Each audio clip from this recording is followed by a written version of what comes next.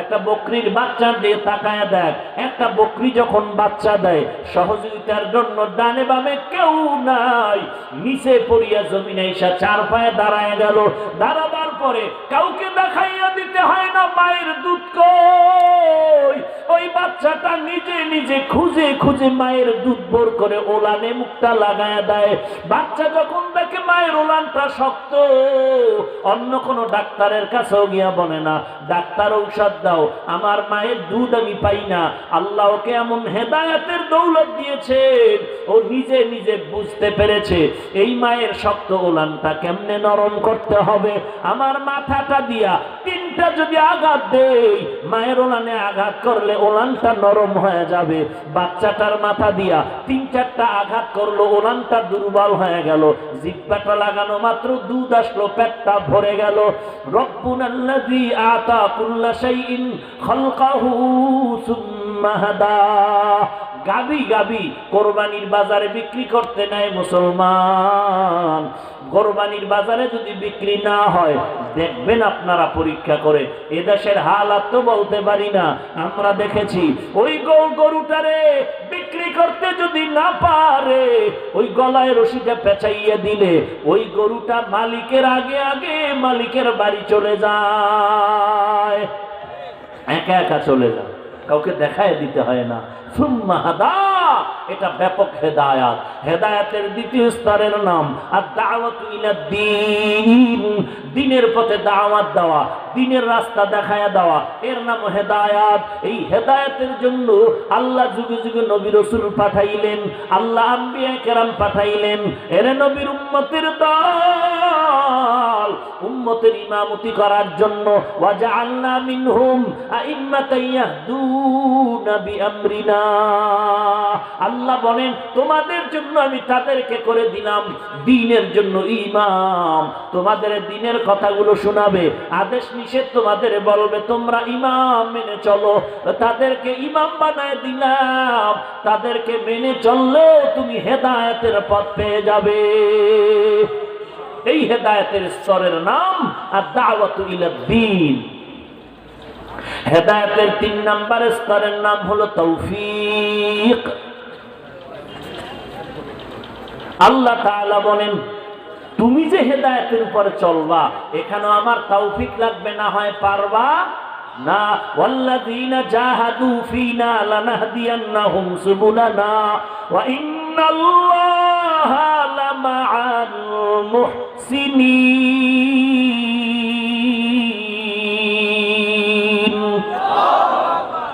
যারা চেষ্টা করে হেদায়েত পাওয়ার, আমি আল্লাহ রাস্তা খুলে দেই, একটা না অনেক রাস্তা খুলে দেই। লানাহদিয়ান্নাহুম সুবুলানা, এর নাম হলো আমি হেদায়েতের পথে চলার তৌফিক দান করি। লানাহদিয়ান্নাহুম সুবুলানা আয় লানুবাসসিরান্নাহুম তুরুকানা, এর নাম তৌফিক।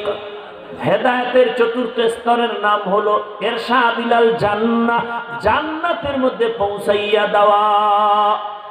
এই ক্ষমতা কার? আরো জোরে বলেন। সাইয়াহদিহিম ওয়া ইউসলিহু বালাহুম, আল্লাহ বলেন আমি তাদের হেদায়েত দিয়েছি এবং গন্তব্যে পৌঁছায় দেওয়ার জিম্মাদারি নিয়েছি। এরে নবীর উম্মতের দল, এই ৪ প্রকার হেদায়েতের মধ্যে প্রথম 2টা বান্দার সাথে সম্পৃক্ত, শেষের 2টা আল্লাহর সাথে খাস। এরে নবীর উম্মতের দল, আল্লাহ পাক রব্বুল আলামিন হেদায়েতের বাণী শুনায় দিলেন। আমরা হেদায়েত চাই আল্লাহর কাছে। ইহদিনাস সিরাতাল মুস্তাকিম, এই দোয়াটা আমরা যে পড়ছি, কোথায় বের পড়ছি? খানার সময়? কোন সময়?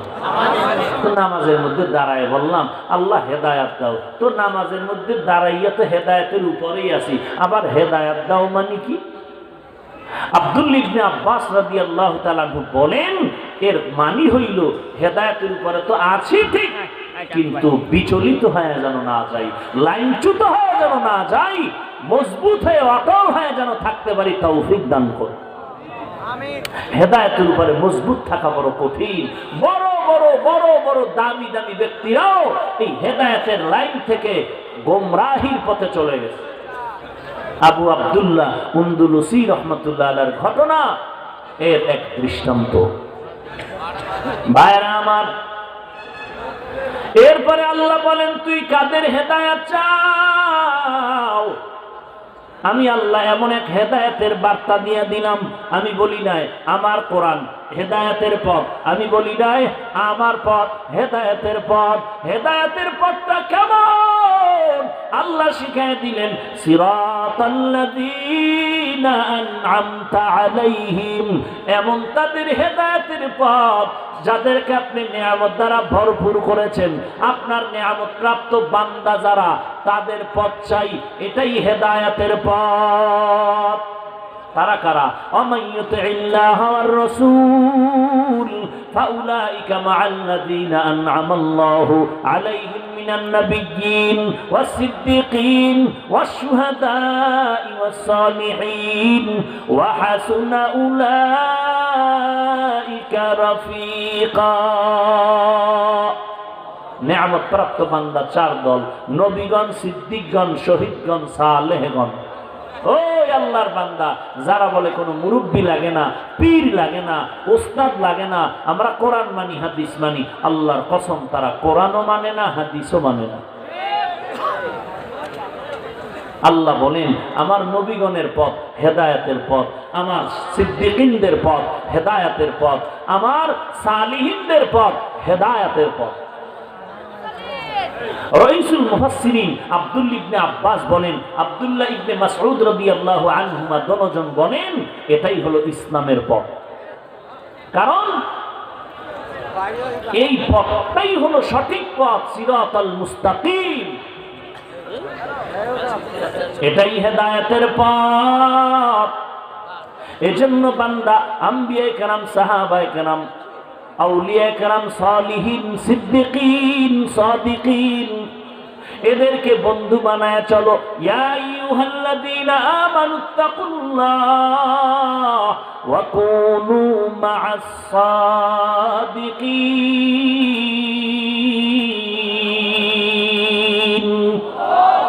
আল্লাহকে ভয় করো, সত্যবাদী আল্লাহর প্রিয় বান্দাদের বন্ধু হয়ে আমল করো। এর এলাকার মুসলমান ও যুবক, ও বৃদ্ধ বাবাজি, ও পর্দার রানীর মা, 5 ওয়াক্ত নামাজ পড়েন, মনে করিয়েন না পরিপূর্ণ হেদায়েতের উপরে আছেন। আপনি আমি কে? আমাদের থেকে বড় দামি এই দরবার যিনি মিলাইলেন, কত বড় আল্লাহওয়ালা, তার থেকে আরো দামি হোসাইন আহমদ মদনী রহমাতুল্লাহ আলাই, শাইখুল হিন্দ রহমাতুল্লাহ আলাই, এদের থেকে সব থেকে বড় দামি, যার কোনো তুলনা নাই, সাহাবায়ে কেরাম রাদিয়াল্লাহু আনহুম আজমাইন। এই সাহাবাদের মধ্যে 10 জন সাহাবা জান্নাতের টিকিট পেয়েছেন দুনিয়াতে থাকা অবস্থায়। এর মধ্যে একজন আবু বকর সিদ্দিক, একজন ওমরে ফারুক, একজন ওসমান যিন্নুরাইন, আর একজন হযরত আলী রাদিয়াল্লাহু আনহু সহ কয়জন? 10 জন সাহাবা। একটু তাদের ইতিহাস পড়ে দেখেন। আমলের লাইনে 1 নাম্বার, ইবাদতের লাইনে 1 নাম্বার, জিহাদের রাস্তায় 1 নাম্বার, সন্তানের হক, স্ত্রীর হক, প্রতিবেশীর হকের বেলায় 1 নাম্বার, ব্যবসার ক্ষেত্রে 1 নাম্বার। এরা ব্যবসাও করেছেন, চাকরিও করেছেন। আবার দেখেন তাহাজ্জুদ বন্ধ নাই, ইশরাক বন্ধ নাই, আউয়াবিন বন্ধ নাই, চাষ বন্ধ নাই। আবার সারা রাত কান্না করে রাত কাটায় দিছেন। কেন? কবরে একা কেমনে থাকবো?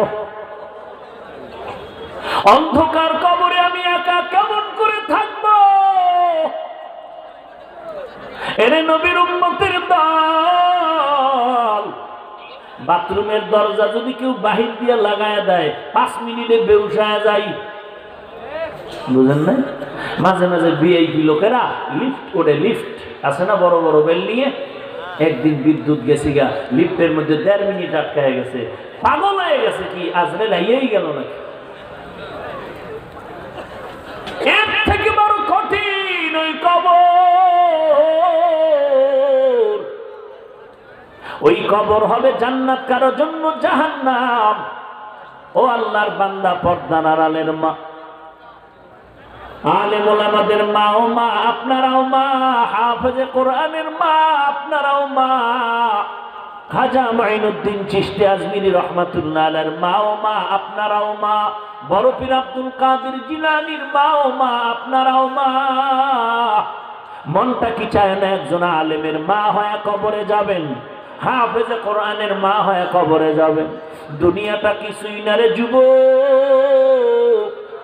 সাহাবায়ে কেরামের ইতিহাস পড়ে দেখো, কান্নার আওয়াজ, শুধু জাহান্নামের ভয়, কবরের আযাবের ভয়। আজকে তুমিও মুসলমান, আমিও মুসলমান, পায়ে হাত রেখে বারবার আলেম ওলামা আল্লাহওয়ালারা বলে 5 ওয়াক্ত নামাজ পড়ো, মা বাবার খেদমত করো। এরে নবীর উম্মতের দল, হিংসা ছাড়ো, আলেম ওলামাদের কথা মেনে চলো। জাতির বিরুদ্ধে, দেশের বিরুদ্ধে ষড়যন্ত্র করিও না। এত বুঝানোর পরও নামাজ পড়তে চাও না, টুপি না মাথায় দিতে চাও না। এরে নবীর উম্মতের দল, আল্লাহর কোরআন মিথ্যা মনে করিও না, নবীর কথা মিথ্যা মনে করিও না রে বাবা।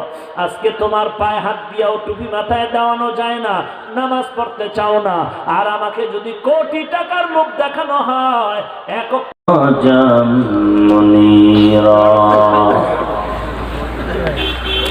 أما بعد فأعوذ بالله من الشيطان الرجيم بسم الله الرحمن الرحيم الحمد لله رب العالمين الرحمن الرحيم مالك يوم الدين إياك نعبد وإياك نستعين اهدنا الصراط المستقيم صراط الذين أنعمت عليهم غير المغضوب عليهم ولا الضالين آمين. وقال النبي صلى الله عليه وآله وسلم إن بني إسرائيل تفرقت على 72 ملة وتفترق أمتي على 73 ملة كلهم في النار إلا ملة واحدة قالوا ومن هي يا رسول الله قال ما أنا عليه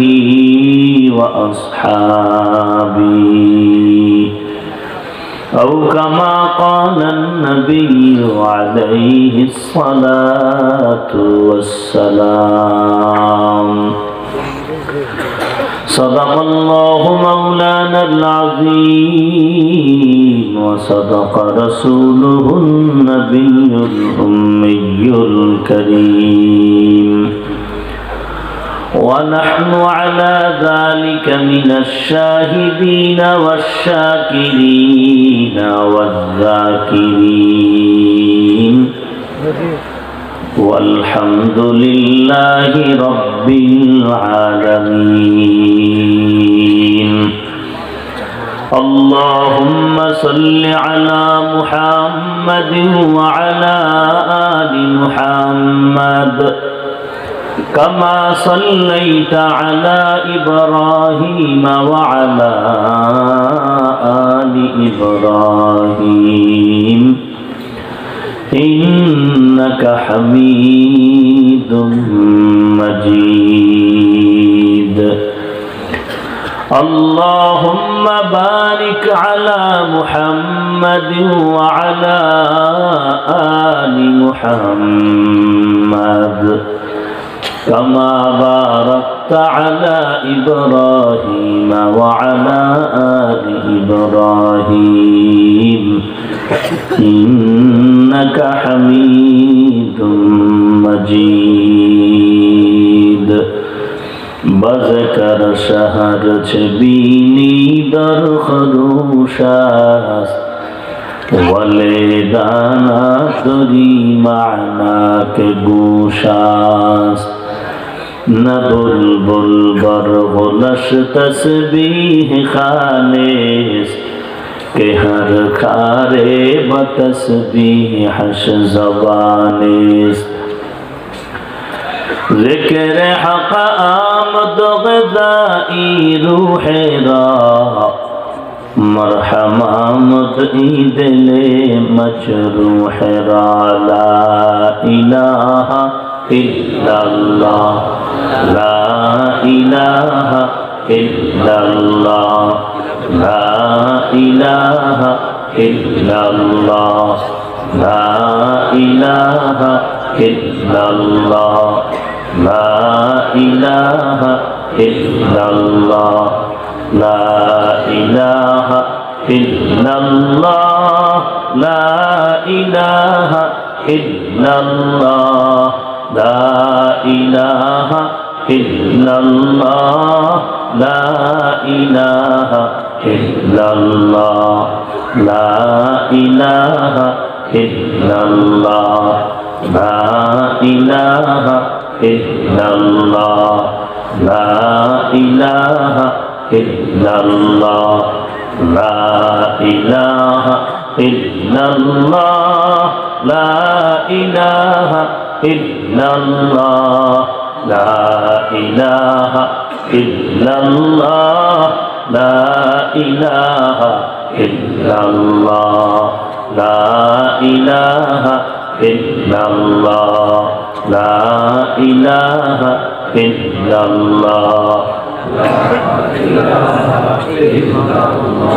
জিকির করলে গুনাহ হয় নাকি? হ্যাঁ, আওয়াজ করে পড়েন। যত প্রাণী যত গাছপালা শুনবে কিয়ামতের দিন সাক্ষী দিবে আপনার পক্ষে। মহব্বতে আওয়াজ করেন লা ইলাহা ইল্লাল্লাহ লা ইলাহা ইল্লাল্লাহ লা ইলাহা ইল্লাল্লাহ লা ইলাহা ইল্লাল্লাহ লা ইলাহা ইল্লাল্লাহ লা ইলাহা ইল্লাল্লাহ লা ইলাহা ইল্লাল্লাহ লা ইলাহা ইল্লাল্লাহ লা ইলাহা ইল্লাল্লাহ লা ইলাহা ইল্লাল্লাহ লা ইলাহা ইল্লাল্লাহ লা ইলাহা ইল্লাল্লাহ লা ইলাহা ইল্লাল্লাহ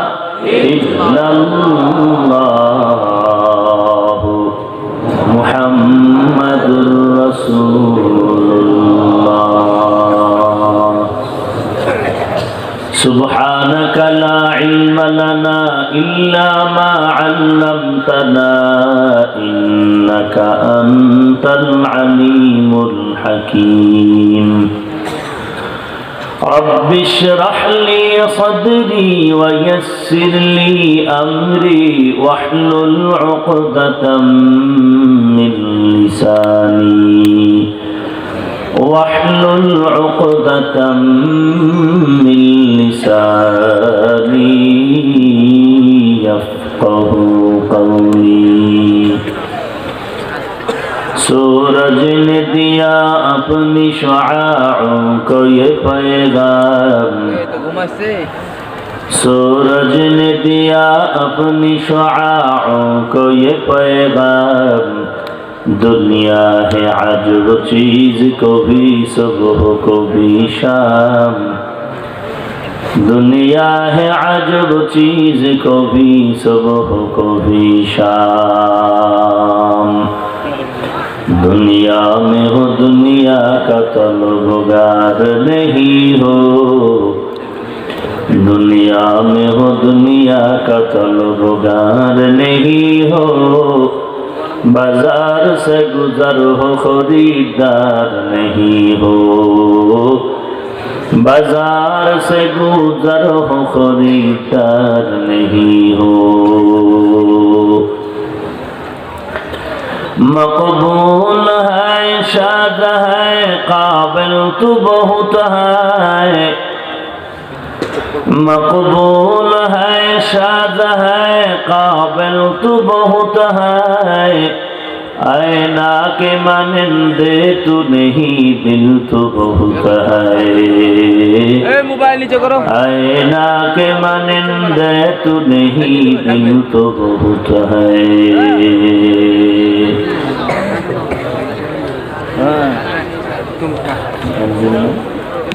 नाम की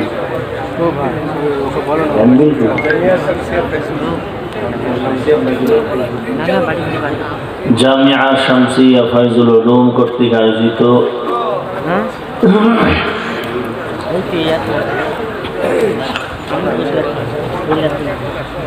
এক বিশাল ঐতিহাসিক বাৎসরিক ধর্মীয় জলসা আজ 9 ফেব্রুয়ারি 2020 মহতি এই মাহফিলে উপস্থিত মুহতারাম সম্মানিত সভাপতি, প্রধান অতিথি, বিশেষ অতিথিবৃন্দ, মুআজ্জাজ মুকাররম জাতির মাথার মুকুট ওয়ারাসাতুল আম্বিয়া হযরত উলামায়ে কেরাম, দূর দূরান্ত থেকে আগত আল্লাহ পাকের আশিকিন, জাকিরিন, শাকিরিন, মুহিব্বিন, মুরব্বিয়ান আযম, কলিজার টুকরা আমার সমবয়সী যুবক বন্ধুগণ, স্নেহের ছোট ভাই, পর্দার আড়ালে অবস্থানরত শ্রদ্ধেয় সম্মানিতা মা ও বোনেরা,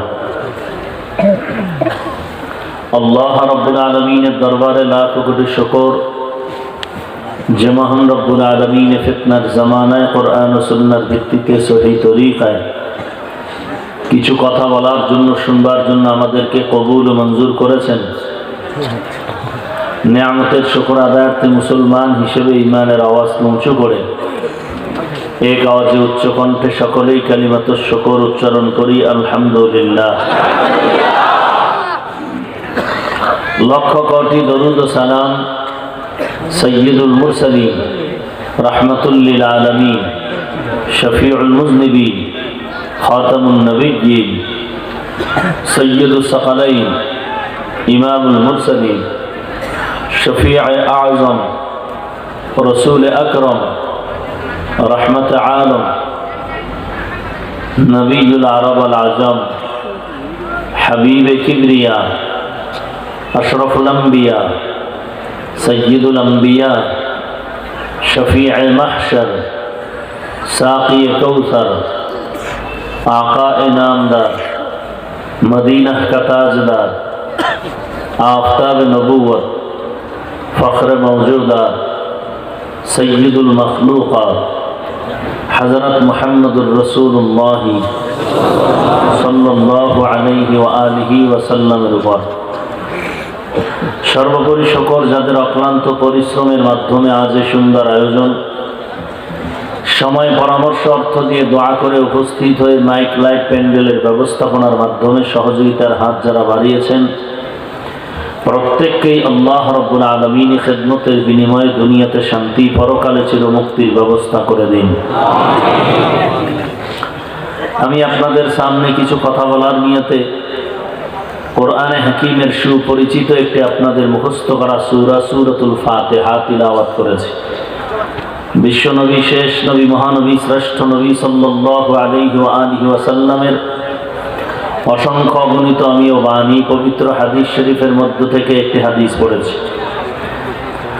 আয়াত ও হাদিসের আলোকে ইখলাস রুহানিয়াতের সমন্বয়ে কিছু কথা আমাকে বলার মতো, আপনাদের শুনবার মতো হিম্মত, ধৈর্য, তৌফিক আল্লাহ পাক দান করুন। আলহামদুলিল্লাহি রাব্বিল আলামিন। সমস্ত প্রশংসা ওই আল্লাহ তাআলার জন্যই, যিনি উভয় জগতের রব, আর রহমানির রহিম, যিনি পরম দয়ালু, এবং পরম করুণাময় মালিক ইয়াউমিদ্দিন, যিনি প্রতিদান দিবসের মালিক। ইয়্যাকা না'বুদু ওয়া ইয়্যাকা নাস্তাঈন, আপনার কাছেই সাহায্য প্রার্থনা ইবাদত করি আপনারই এবং আপনার কাছেই সাহায্য প্রার্থনা করি। ইহদিনাস সিরাতাল মুস্তাকিম, সঠিক পথের হেদায়াত আমরা চাই। সিরাতাল্লাযীনা, তাদের ওই পথ, আন'আমতা আলাইহিম, যাদের উপরে আপনার নিয়ামত বর্ষিত হয়েছে, নিয়ামত প্রাপ্ত যারা, তাদের। গায়রিল মাগদুবি আলাইহিম ওয়ালাদ-দাল্লিন, পথভ্রষ্ট গোমরা যারা, ইসলাম ধর্মের বিপরীত লাইনে যারা, তাদের পথ নয়। যারা আপনার নিয়ামত প্রাপ্ত, তাদের পথ চাই। রাসূলুল্লাহ সাল্লাল্লাহু আলাইহি ওয়া আলিহি ওয়াসাল্লাম হাদিসে পাক ইরশাদ করেন, নিশ্চয়ই বনি ইসরাইলদের দলাদলির কারণে এরা ভিন্ন ভিন্ন মতাদর্শে ৭২ কাতার হলো। আমার উম্মত মুহাম্মদ নবীর উম্মতেরা নিজেদের মধ্যে পরস্পরে কলহ দ্বন্দ্ব করে এরা আরো এক দল বেড়ে যাবে, ৭৩ দল হবে, সবাই জাহান্নামী, এক দল ব্যতীত। সাহাবায়ে কেরাম প্রশ্ন করলেন, ওই দলটি কারা, পরিচয় কি? ক্বালা, নবীজি বললেন, মা আনা আলাইহি ওয়া আসহাবি, আমি এবং আমার সাহাবায়ে কেরাম যেই মত পথের উপরে আছে, এই পথে যারা চলবে তারাই নাজাত প্রাপ্ত জান্নাতি দল। আয়াত হাদিসের তরজমা শেষ, এবার কিছু বিস্তারিত কথা।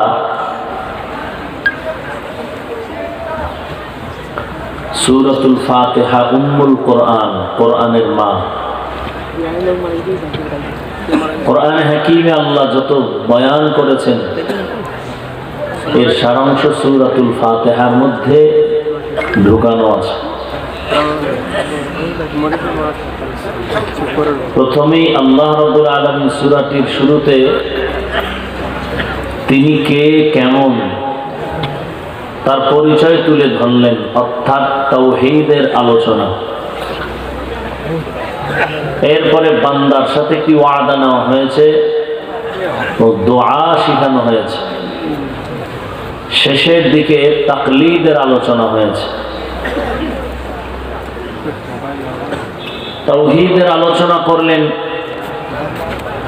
আল্লাহ যে এক, তার দলিল কি, তিনি কেমন।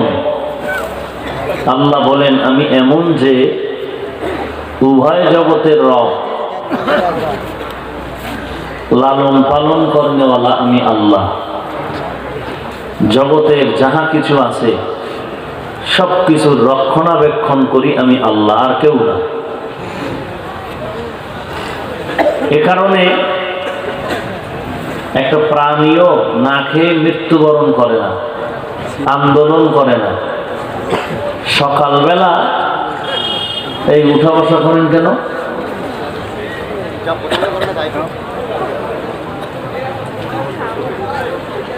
একটা পাখি ডানা মেলে আকাশে উঠতে থাকে, সারাটা দিন ঘুরে ঘুরে নিজের পেট ভরে বাচ্চার খানা নিয়ে তার ঘরে হাজির হয়ে যায়। ইনি হলেন রব। সমুদ্রের মধ্যে হাজার হাজার মাছ, এমনও মাছ আছে যে 100 কেজি চিংড়ি মাছ তার খানার আয়োজন। মহাসমুদ্রে মহা বড় বড় মাছ, নীল তিমি একটি মাছের নাম। এর খাদ্য দৈনন্দিন 1000 কেজি চিংড়ি মাছ। কে দিচ্ছেন ভাই? কথা বলেন, কে দিচ্ছেন? মুসলমানের আওয়াজ আহলে বাতিলদের জন্য একটি আতঙ্ক। এই আওয়াজটাকেই আহলে বাতিলরা খুব ভয়ঙ্কর ভাবে ভয় পায়।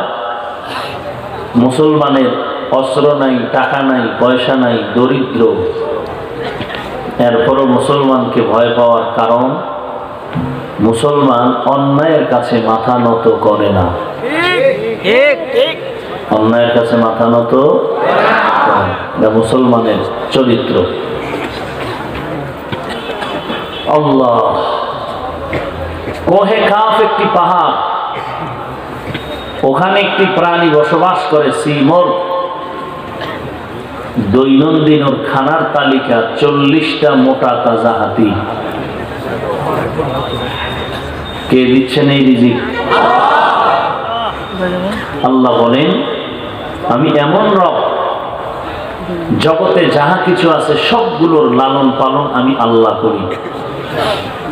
মায়ের গর্ভে আমি ছিলাম, কি দিয়ে আমার পেটের ক্ষুধা নিবারণ হবে আমার আম্মাও জানে না, আব্বাও জানে না।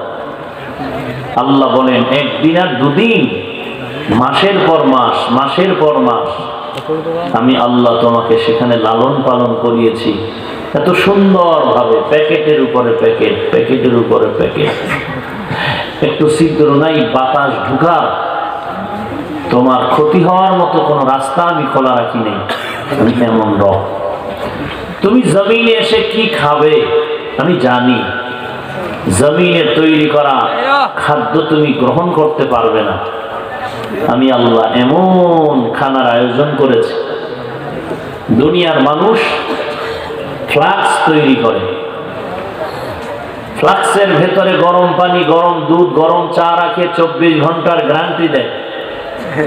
আল্লাহ বলেন, আমি এমন ফ্লাক্স বানায় দিলাম তোমার জন্য, 24 ঘন্টা কেন, 1 বছর 2 বছর পর্যন্ত মায়ের দুধ পান করবা। যেইভাবে ফ্লাক্সে রেখে দিলাম ওইভাবেই থাকবে, নষ্ট হবে না 1 সেকেন্ডের জন্য। আমি হলাম সেই রব। আর সব প্রশংসা আমি আল্লাহই পাবো, আর কেউ নয়। তোমার বিবেক নামের আদালতকে জিজ্ঞাসা করো, আমি আল্লাহ কেমন একক। সমস্ত প্রশংসা পাওয়ার দিক থেকে আমি আল্লাহ এক। এর নাম তাওহীদ ফির রুবুবিয়্যাত। লালন পালনের ক্ষেত্রে আমার আল্লাহ এক। তাওহীদ ফিল উলুহিয়্যাত, ইবাদতের ক্ষেত্রে আল্লাহ এক। তাওহীদ ফিস সিফাত, সর্বগুণে গুণান্বিতর ক্ষেত্রেও আমার আল্লাহ এক, কারণ অংশ নাই এখানে। যেই আল্লাহ আমার এত সুন্দর করে লালন পালন করলেন, যখন পানির প্রয়োজন পানি দিচ্ছেন, রোদের প্রয়োজন রোদ দিচ্ছেন, বৃষ্টির প্রয়োজন বৃষ্টি দিতেছেন।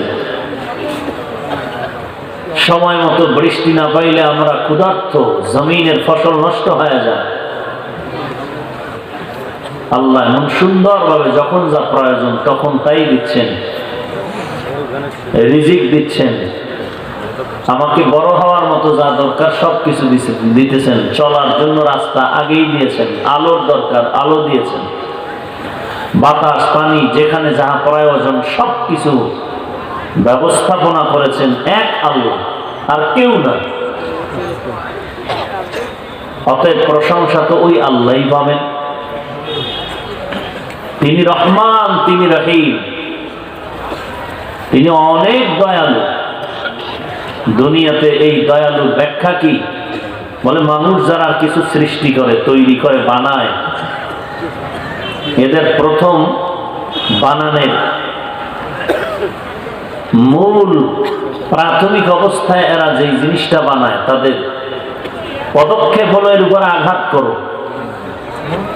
বিল্ডিং বানাচ্ছে, বিল্ডিং এর নিচে ইট চূর্ণ বিচূর্ণ করে মাটির ভেতরে দাও, এর উপরে বিল্ডিং দাঁড়াবে।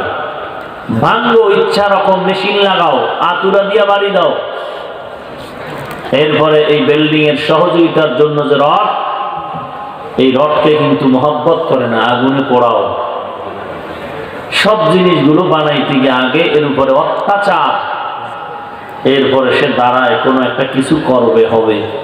আল্লাহ বলেন, ও মানুষ, তোমাকে বানাবার ক্ষেত্রে একটা আসর দেইনি, নাপাক পানির থেকে আমি মায়ের গর্ভে সুন্দর করে আস্তে আস্তে আস্তে আস্তে 40 দিন করে ফিরিস্তারে আমি অর্কার বানাইয়া মায়ের গর্ভের মধ্যে ওই নাপাক পানিটাকে আমি আল্লাহ রক্ত বানালাম ফেরেশতার মাধ্যমে। রক্তের থেকে গোশত হাড্ডি এভাবে আমি সুন্দর একটা সূরত বানায় দিলাম। এক বিন্দু যেন তোমার উপরে আঘাত না লাগে রে গোলাম, এমন সুন্দর করে আমি আল্লাহ তোমাকে বানাইলাম। এত দয়া শুরু থেকেই কেন করলাম? কারণ হলো আমি এমন রব যিনি হলাম রহমান। আমার মতো দয়াময় কেউ নাই, আমার মতো প্রেমময় কেউ নাই। কেমন আমি আল্লাহ। দুনিয়াতে কেউ রব বানায় যে রবের উপরে শত তালা বিল্ডিং দাঁড়িয়ে আছে। যারা সিমেন্ট তৈরি করে তাকাও, এই সিমেন্ট পাথর থেকে বানায়, পাথরগুলোকে মেশিনে চূর্ণ বিচূর্ণ করে, আঘাতের উপরে আঘাত, আঘাতের উপরে আঘাত। চাউল থেকে ভাত হবে ভাত, এই চালের থেকে যখন যারা ভাত পাকায়, চালটাকে আগুনে পুড়িয়ে এর অস্তিত্বকে বিলীন করে দেয়। প্রত্যেকটা জিনিস মানুষ যখন বানায় শুরুতেই তার উপরে আঘাত। আর আমি আল্লাহ এমন রব, এমন লালন পালন করনেওয়ালা, তোমাকে এমন ভাবে বানাইলাম, একটা আঘাত দেই নাই। আমি আল্লাহ সুন্দর করে তোমারে বানাইছি, তোমার সুন্দর চেহারাটা বানাইলাম, অঙ্গ প্রত্যঙ্গ সুন্দর করে বানাইলাম। আমি আল্লাহ এমন নরম করে বানাইলাম, দুনিয়াতে আসার পর আমি আল্লাহ নরম খানার ব্যবস্থা করে রাখলাম। শক্ত খানা খেতে পারবি না রে গোলাম। অতএব প্রশংসা দুনিয়ার কেউ পাবে না, পাবো আমি আল্লাহ। এজন্যই আমি আল্লাহ বললাম আলহামদুলিল্লাহি রাব্বিল আলামিন। সমস্ত প্রশংসা হবে ওই আল্লাহর জন্য যিনি হলেন দোনো জাহানের রব। আমার কণ্ঠ ভালো, আমার চেহারা ভালো, আমার হাত ভালো, আমার অঙ্গ ভালো, আমি মিস্ত্রিটা বড় ভালো, আমার ড্রাইভিং ভালো, এই সব ভালো যদি আমি বাহ্যিক দৃষ্টিতে তাকাই, কণ্ঠ আমি বলতেছি কোকিলের থেকেও ভালো, কোকিলের থেকে অনেক সুন্দর কণ্ঠ।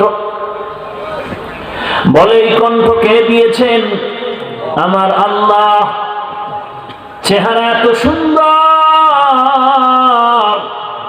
এই চেহারাটা সুন্দর কে বানিয়েছেন? আল্লাহ তাআলা সুন্দর চেহারা বানিয়েছেন। অতএব তোমার চেহারার গুণগান তোমার না, এই চেহারার যদি প্রশংসা পাওয়ার উপযুক্ত হয় তিনি হলেন আমার আল্লাহ। তিনি আমার আল্লাহ, আর কেউ না, তিনি একক। অতএব যে আল্লাহ আমার এত দয়া মায়া করেছেন, সম্মান দিয়েছেন আমার আল্লাহ, এককভাবে আমার ইজ্জত বাড়িয়েছেন আমার আল্লাহ, রিজিক দিচ্ছেন আমার আল্লাহ এককভাবে, কেউ আমার রিজিক দেয় না। দুনিয়ার সরকার বাহাদুর খাদ্য মন্ত্রণালয়ের থেকে খানা বন্টন করে, অমুক এলাকায় আমি 20 টন চাল দিলাম, ডাল দিলাম, গম দিলাম। এই গম দেওয়া পর্যন্ত শেষ। এই গমটাকে কেমনে করে পাকাইয়া রুটি বানাবে, কেমনে খাবে, এর পদ্ধতি সরকারের পক্ষ থেকে সিস্টেম নাই দেখানো। এরে নবীর উম্মতের দল, আর আমি আল্লাহ কেমন দয়ার মালিক। আমি আল্লাহ পাক রব্বুল আলামিন। খানা দেওয়ার পরে খানাটা তুমি কেমন করে খাবে, আমার রসুলের মাধ্যমে খানার সিস্টেম পর্যন্ত দেখায় দিলাম। খানা খাইতে বসবা কি করে, খানার লোকমাটা কোন পার্শ্ব থেকে তুমি উঠাইবা, খানার লোকমা কিভাবে দিবা, খানাটা মাখতে হবে কিভাবে, সব কিছু দেখায় দিলেন যে আল্লাহ। অতএব প্রশংসা সে আল্লাহই পাবে যে আল্লাহ আমাকে রিজিক দিচ্ছেন তিনি প্রশংসার মালিক। রিজিকের বেলায় আল্লাহ ছাড়া আমার আর কাউকে আপন দেখি না। হ্যাঁ, মাঝে মাঝে আমার অমুকে দেয়, বন্ধু বান্ধবরা দেয়, কিন্তু পেছনে স্বার্থ আছে। স্বার্থে আঘাত লাগলেই গালি দেয়, বলে আমারটা খাইয়া বড় হয়েছ, লজ্জা করে না। দিল 5 টাকা, ধমক দিল 10 টাকা, আদায় করে নিল জিন্দেগির সব। তাহলে দুনিয়ার সবাই স্বার্থপর, আমার একমাত্র মালিক আমার আল্লাহ, তিনি এমন রাজ্জাক, তিনি এমন খালেক, তার মতো আর খালেক নাই, রাজ্জাক নাই, কোন তুলনাও নাই। অতএব আমি যে মেশিনে কথা বলতেছি, মাইকে মেশিনে কথা বলার সুযোগ দিল, মাইকে চলে গেল। এই মেশিনটাও ফ্যানের বাতাস দিয়ে ঠান্ডা করা লাগে। 1 ঘন্টা 2 ঘন্টা মেশিন চললে বাতাস ছাড়া গরম হয়ে যায়, মাঝে মাঝে আগুন ধরে যায়। গাড়ি চলতেছে, রাস্তায় তেল লাগে না, ইঞ্জিন বন্ধ। এরে আল্লাহ পাকের গোলাম, 30 40 50 60 বছর পর্যন্ত জিহ্বা নামের মেশিন দিয়া নাড়ায় নাড়ায় কত হাজার কোটি কথা সাপ্লাই দিলাম। এই কথাগুলো কোন মেশিনে সাপ্লাই হয়? আর এই মেশিনটার তৈলক তেল পেট্রোল কে দেয়? এ বান্দা, এই আওয়াজটা কোথা থেকে আসতেছে? 1 ঘন্টা 2 ঘন্টা বয়ান চলতেছে, তুমি আমার শরীরটাকে যদি খণ্ড বিখণ্ড করেও তালাশ করো, একটা কথা ভেতরে তালাশ করে পাইবা না। কিন্তু একের পরে এক কথা বের হচ্ছে। একদিনও জিহ্বাটা ব্যথা করলো না, ফ্যানের বাতাস দিয়েও জিহ্বাটারে ঠান্ডা করা লাগলো না। মাঝে মাঝে কথা বলতে মাথা ব্যথা করে, মাঝে মাঝে গাল ব্যথা করে, জিহ্বা নামের মেশিনটা কখনো ব্যথা করে না। জিহ্বা কখনো বন্ধ হয়ে যায় নাই, আঁকা বাঁকা হয়ে যায় নাই। এত কথা, এত কথা, এত কথা, ঘুমের ভেতরেও কথা, সজাগ অবস্থায় কথা এত বেশি বলে যে ঘুমের মধ্যেও জবান চলে। এই মেশিন কে বানাইলেন? বান্দা তালাশ কর, খুঁজে খুঁজে দেখবি কেউ না, আব্বা না, আম্মা না, ভাই না, বন্ধু না, আমার কেউ না, তিনি একমাত্র আমার আল্লাহ। অতএব বান্দা, যে আল্লাহ এত ইহসান, এত ইহসান, যে আল্লাহ এত ইহসান করেছেন, তাহলে তুমি আল্লাহর দেওয়া পানি, আল্লাহর দেওয়া মাছ, আল্লাহর দেওয়া ফল, আল্লাহর দেওয়া ফসল, আল্লাহর দেয়া সূর্যের আলো, আল্লাহর দেয়া চাঁদের আলো, আল্লাহর দেয়া জমিন, আল্লাহর দেয়া আসমান, আল্লাহ পাকের দেয়া জমিনে চলতেছো, আল্লাহর দেয়া আসমানের বৃষ্টি ভোগ করতেছো, আল্লাহর দেয়া সূর্যের আলো ভোগ করি, চাঁদের আলো ভোগ করি। এরে বান্দা, এই যে বিদ্যুতের বাতি জ্বলতেছে, আমরা বিল দেই, কিন্তু এই বিদ্যুৎ তো তারা আল্লাহর দেওয়া কুদরতের ক্ষমতার থেকে তারা নির্ণয় করে এর থেকে উৎপাদন করেছে। সূর্যের আলোর থেকে বিদ্যুৎ বানায়, পানির মধ্য থেকে বিদ্যুৎ জন্ম নেয়। এরে নবীর উম্মতের দল, সব কিছুর গোড়ায় যদি তুমি তালাশ করো, মূল রহস্য উদ্ঘাটন করতে গিয়ে দেখবা দুনিয়ার কেউ কিছুই না, একমাত্র গোড়ায় হলেন আমার আল্লাহ। তাহলে যেই রব আমার এককভাবে আমাকে রিজিক দিচ্ছেন, কথা বলার শক্তি দিচ্ছেন,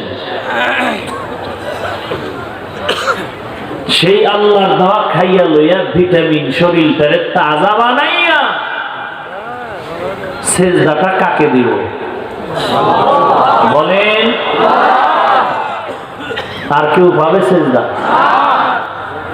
যদি বান্দা চিন্তা করি, আমার রব আল্লাহ রিজিক দিতেছেন, আল্লাহ সম্মান দিলেন, আল্লাহ হায়াত দিলেন, আল্লাহ কথা বলার শক্তি দিতেছেন, আল্লাহ শ্বাস নিঃশ্বাস আমার বের হয় ঢুকে আল্লাহর আদেশে, সব জমিন আল্লাহর, আসমান আল্লাহর, পানি আল্লাহর, বাতাস আল্লাহর, সব কিছু আল্লাহর ভোগ করে চলে মানুষ। এখন সব আল্লাহর ভোগ করার পর ওই আল্লাহকে যদি ইবাদতের সিজদাটা না দাও, আল্লাহ বলেন অপেক্ষায় থাক, আমি আল্লাহর দেওয়া যেই করবি, মরার পরে ওই জমিনের মধ্যে তোরে ঢুকাইয়া ওই জমিনের কবরের মাটির চাপ দিয়া তোর মজা বুঝায় দিব। কবরে গেলে তখন তুই বুঝতে পারবি মাটির চাপ কেমন কষ্ট, এমন চাপ। গুনাহগারের কবরের মাটি দুই পার্শ্ব থেকে এমন জোরে চাপ দিবে, পাজরের হাড় চুরমার হয়ে যাবে, চিৎকারের আওয়াজ, পালাবার কোনো সুযোগ নাই। মানুষ সমুদ্রে মরে গেল, লাশের কোনো অস্তিত্ব নাই। আগুনের মধ্যে পুড়ে গেল, মানুষটার কোনো অস্তিত্ব আর নাই। কিন্তু মানুষের পিঠের বরাবর সোজা একটা মেরুদণ্ড আছে। এই সাউন্ড কমে কেন? একটা মেরুদণ্ড আছে, আছে না নাই? কোথায়? বুকে না পিঠে?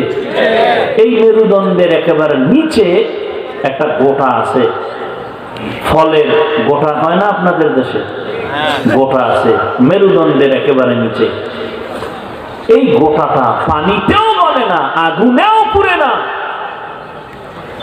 এই গোটা থেকেই আল্লাহ আবার আপনাকে আমাকে বানাবেন। এটা কেমনে সম্ভব? যার দ্বারা সম্ভব তিনি আল্লাহ, যে পারবে না সে আল্লাহ হতে পারে না। আমরা ওই আল্লাহকে মানি যিনি পারবেন। পারবেন না? বিশাল আসমানের সূর্য আর চন্দ্রের দিয়ে তাকাও, আরবি মাসের প্রথম তারিখ, আকাশের চাঁদ সরু চিকন, চোখের পাওয়ারেও ধরা যায় না। এই চাঁদ আস্তে আস্তে আল্লাহ বড় করেন যৌবন দিয়া, 14 তারিখে গোলাকার ভরপুর হয়ে যায়। আরবি মাসের আবার 14 তারিখের পরে ভাটা লাগে, যৌবনের ভাটা লাগিয়া দুর্বল। এক পর্যায়ে দেখা যায় চাঁদের কোনো অস্তিত্ব আর থাকে না, কিছুই নাই। আল্লাহ কয় তাকায়া দেখ, আবার পরের মাসে 1 তারিখে ওই চাঁদের আমি আগের মতো উঠাইয়া দিলাম। এত বিশাল একটা চাঁদ প্রতি মাসের আরবি তারিখে যদি আমি আল্লাহ চিকন আকারে উঠাইয়া যৌবনে ভরপুর করে আবার যদি ভাটা লাগাইয়া ওর অস্তিত্ব বিলীন করে দিয়া আবার উঠাইতে পারি, তোর মতো 3.5 হাত বান্দাদারে আমি আল্লাহ নাপাক পানির থেকে বড় বানায়া যৌবন দিয়া 40-এর পরে যৌবনটারে দুর্বল করে আমি আল্লাহ তোরে মাটির সাথে চূড়ান্ত ভাবে নিশ্চিহ্ন করিয়া আবার কেন হাসরের ময়দানে উঠাইতে পারবো না? চাঁদের যদি পারি বান্দা তোকেও পারবো। বিশ্বাস করলে তুই ইমানদার, অবিশ্বাস করলে তুই বেঈমান। हकीकत से तू दुनिया बेखबर है, दुनिया की नुमाइश पर नजर है।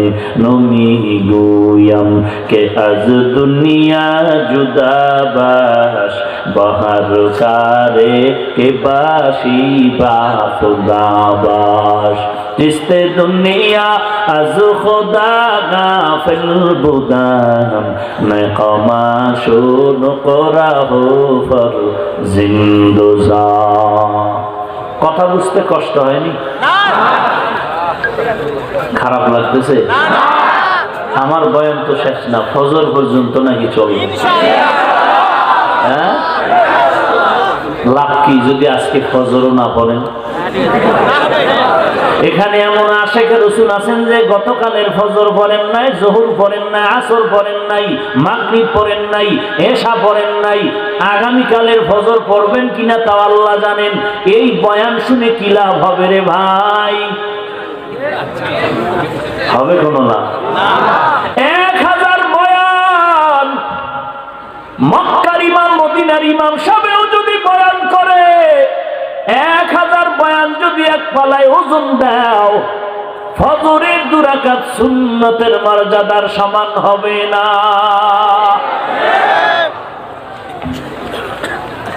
ওই বয়ান শুনে কি লাভ যদি যেই বয়ানে আমাকে অমানুষ থেকে মানুষ না বানায়? ওই বয়ান শুনে কি লাভ হবে যেই বয়ানের দ্বারা আমার চোখের পানি বের করতে না পারে? ওই বয়ান শুনে কি লাভ যেই বয়ানের দ্বারা আমাকে গুনাহমুক্ত করতে না পারে? এজন্যই তওবা করো রে ভাই, আল্লাহর কাছে তওবার জন্য দরজা খোলা। আল্লাহ বলেন ডাকার মতো ডাক দাও। দুনিয়াওয়ালারাও ডাকতেছে দিব দিব বলে, কিন্তু কাছে গেলে দেয় না, আবার দিতে গেল পুরাটা দেয় না। আর আল্লাহ বলেন বান্দা চাইতে দেরি পাইতে দেরি হবে না, কারণ আমার ছেলে নাই মেয়ে নাই, আমি বানাইছি বড় আদর করে মানুষ। আমি আল্লাহর ছেলে নাই মেয়ে নাই, বড় আদরের গোলাম আমি বানায় রাখলাম। আমার বান্দা তুই যা চাবি পাওয়ার চাইতে দেরি পাইতে দেরি হবে না। কারণ কি, অন্যরা দিতে কেন দেরি করে আবার কম দেয়? কারণ দুনিয়ার সবাই অভাবী, আমি আল্লাহর কোনো অভাব নাই। ইয়া আইয়ুহান নাস আনতুমুল ফুকারা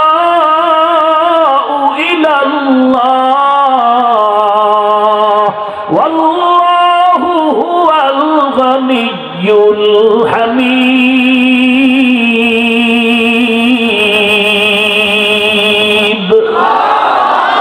এই কালামে জিন্দা কুরআনে হাকীম, হিকমতে উলায়া জানাসতু কদিম, জামিউল ইলম ফিল কুরআনে হাকীম, তাকাসারাত আনহু আফহামুর রিজালি, হর গরিব দেনে কে তু তোই यारो है, जो न मांगे उससे तू बेजारो है। আল্লাহ তাআলা বলেন, ও দুনিয়ার মানব জাতি, তোমরা সবাই বড় দুর্বল, সবাই ফকির, আমি আল্লাহ হলাম ধনী। কেমন ধনী? হুয়াল গনিয়্যুল হামিদ, আমি প্রশংসিত ধনী। কেন? ধনীদের বদনাম আছে, নিজে দেয় না, দিলেও তার খোটা দেয়, আমারটা খাইয়েই বড় হয়েছ। আল্লাহ বলেন আমি এমন দিনেওয়ালা, আমার দেওয়ায় কোনো সীমানা নাই, কোনো মাপ নাই, দেওয়ার পরে এটার জন্য কোনো খোটাও নাই। এরে নবীর উম্মতির দল, যেই আল্লাহ এত কিছু আমাকে দিলেন, তো সেজদা কে পাবেন? সাথে আর একজনও পাবে? আমার মুরব্বী পাবে? আমার পীর সাহেব পাবে? আমার কবরওয়ালা পাবে? এরে নবীর আশিকির দল, কবরওয়ালা যদি সিজদা পায়, মাজারওয়ালা যদি সিজদা পায়, তোমার যদি এটা যুক্তির কথা হয়, আমাকে জবাব দাও, এই জমিনে আমার নবীর মাজারের থেকে দামি মাজার আর একটাও নাই। আমার নবীর মদিনার দরবার থেকে আর দামি কোন দরবার আছে নাকি? আজমিরের দরবার কেন আমগো নবীর থেকে দামি না? মুজাদ্দেদে আল-ফেসানির দরবার। এরে বান্দা, সবাই তো একমত, আমার নবীর মদিনার দরবার থেকে দামি কোনো দরবার নাই, আমার নবীর মাজার মোবারক থেকে দামি কোনো মাজার নাই। এইবার একজন পণ্ডিত সাহেব দাঁড়াইয়া কি বলতে পারবেন? আমার নবীর জীবদ্দশায় 63 বছর হায়াতে কোন ইমানদার অথবা কোন বেঈমান, বুঝে হোক অথবা না বুঝে হোক, আমার নবীকে সম্মান করতে গিয়া জীবনে কোনোদিন একটা সিজদা দিয়েছে নাকি? প্রমাণ থাকলে দাঁড়াও, কথা বলেন। না থাকলে নাও তো বলবেন যে নাই। এটা বলতেও টেনশন করেন কেন? আছে? নবীজির 63 বছর জীবনে আমার নবীকে সম্মান করতে গিয়া বুঝে দিক আর না বুঝিয়েই দিক, একটা সেজদা কোন ইমানদার কোন বেঈমান দিয়েছে? নবীর ইন্তেকালের পর 1500 বছরের উপরে সময় চলতেছে, ওই নবীর মাজারের মধ্যে কোনো বেঈমান অথবা কোনো ইমানদার কোনোদিন বুঝিয়া হোক অথবা না বুঝিয়া হোক একটা সেজদা নবীর মাজারে গিয়ে দিছে নাকি কেউ? কথা বলেন না কেন? এটাই মুসলমানের ফাইনাল কথা।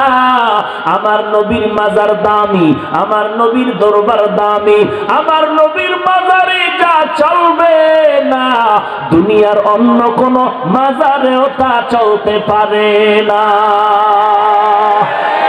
পারে? তোমার গায়ের জোরে পারে, আর গায়ের জোরের বিচারের জন্য ফিরিস্তা বেত নিয়ে অপেক্ষায় আছে। যাও টের বাবা, গায়ের জোরের ঝাল কেমন টের পাইবা কবরে গেলে। গায়ের জোরে মাস্তানি করা যায়, গাদ্দারি করা যায়, বেয়াদবি করা যায়, আল্লাহর কসম ইসলাম পালন করা যায় না।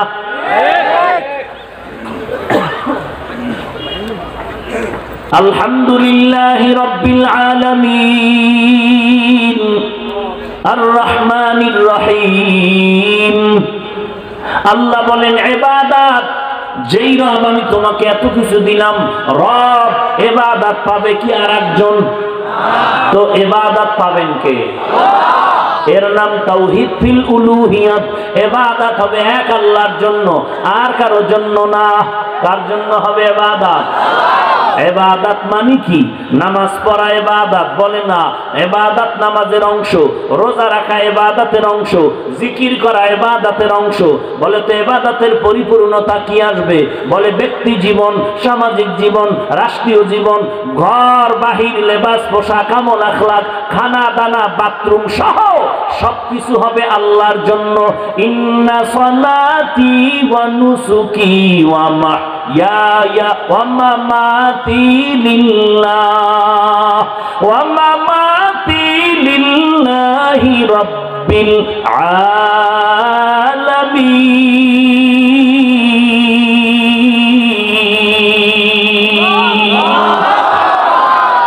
আমার নামাজ, আমার রোজা, আমার মরে যাওয়া, আমার বেঁচে থাকা, আমার কোরবানি, আমার বয়ান করা, বয়ান শোনা, ব্যবসা বাণিজ্য, যাহা কিছু করি কাকে সন্তুষ্ট করার জন্য? খালিসান লিওয়াজহিল্লাহি তাআলা। আমি যা করব আল্লাহর জন্য। আমি ঘুমাইতে যাই তাও কার জন্য? আমি খানা খাই কার জন্য? তার মানে কি আল্লাহ খাইতে চাইলো এটা আমি খেয়ে নিয়েছি এমন না, আল্লাহর সন্তুষ্টি অর্জনের জন্য। যা করি কার সন্তুষ্টি? খানা খাই কার সন্তুষ্টির জন্য?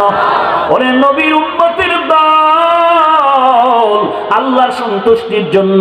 যদি আপনি আমি খানা খাই তো চেয়ার টেবিলে খাওয়ার কোনো উপায় নাই, কারণ মদিনার নবীর সুন্নাত নিচু জমিনে দস্তারখানে খানা খাওয়া।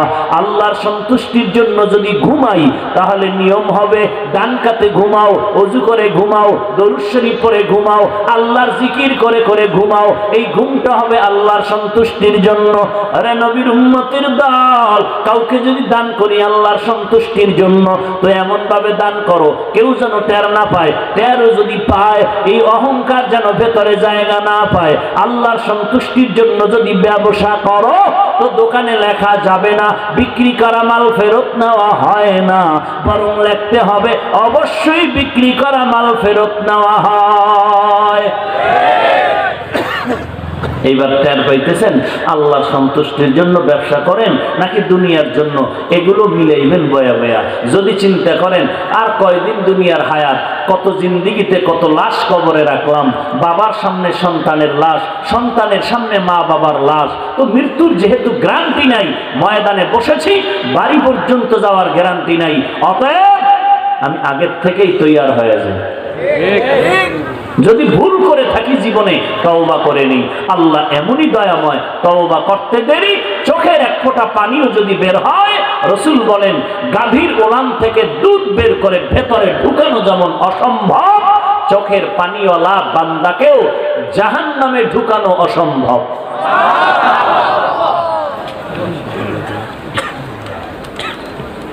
তাহলে ইবাদত কে পাবেন? বলেন। ব্যবসা কার জন্য? ব্যবসা আল্লাহর জন্য না দুনিয়ার জন্য?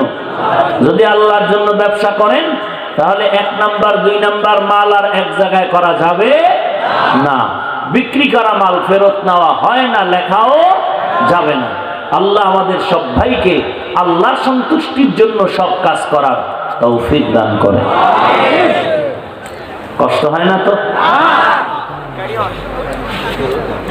আল্লাহ বলেন মালিক ইয়াউমিদ্দিন, প্রতিদান দিবসের মালিক। কোন দিন?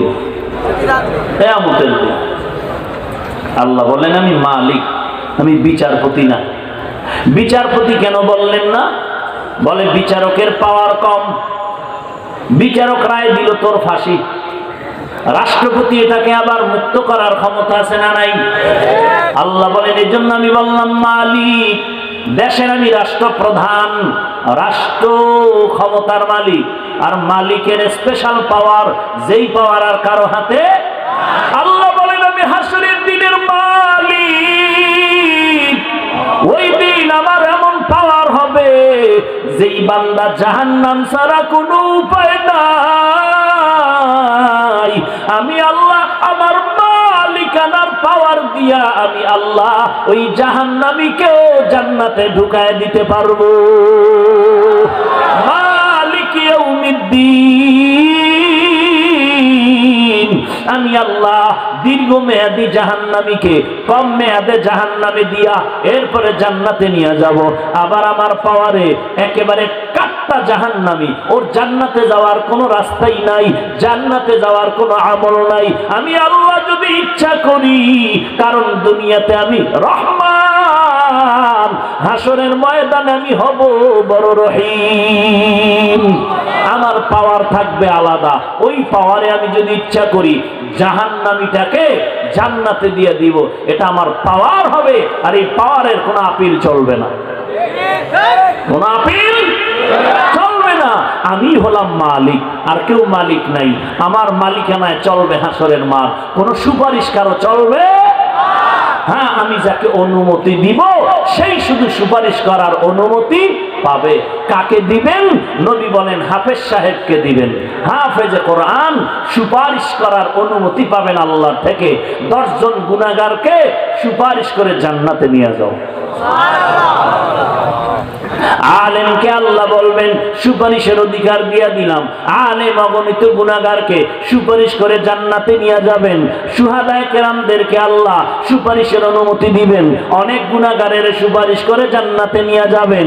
এনে নবীর উম্মতের দল সিদ্দিকিন যারা, এদেরকেও সুপারিশের অনুমতি দিবেন, অনেক গুনাহগার সুপারিশ করে জান্নাতে নিবেন। এরপরের হালাত নবী এর পর অপেক্ষায় আছে। আমার একটা উম্মত যদি জাহান্নামে থাকে, আমি নবী জান্নাতের মেহমান খানায় যাব না। আল্লাহ বলেন নবী আপনি জাহান্নামে যান তো। ঘুমাইতেছেন? সজাগ আছেন? কি বললাম? নবীকে আল্লাহ কি বলবে? জাহান্নামে যান। কোন পাবলিক যদি শুধু এতটুকু বয়ান শুনে বাড়ি যায় আর কয় হাফিজ ভাই আসলো বাংলাদেশ থেকে, বলে গেল আল্লাহ নাকি নবীরে কইব জাহান্নামে যাই, লাগবো নি পেস? লাগবে নি? তখন ফতুয়া দেওয়া শুরু হইবে নি যে হাফিজুর রহমান কাফের। আর কাফের বললে ওলা কিছু পাগড়িওয়ালা তো দুনিয়ার দালালিতে পড়ে আছে। এরা কাফের ছাড়া কোনো কথা নাই। এর বয়ানের শুরুও কাফের, শেষও কাফের, এর পুরো বডির মধ্যেই কাফের পোশাক লাগানো। কাফের ছাড়া কোনো কথা নাই, কারণ হুজুর বড়, গালিও বড়।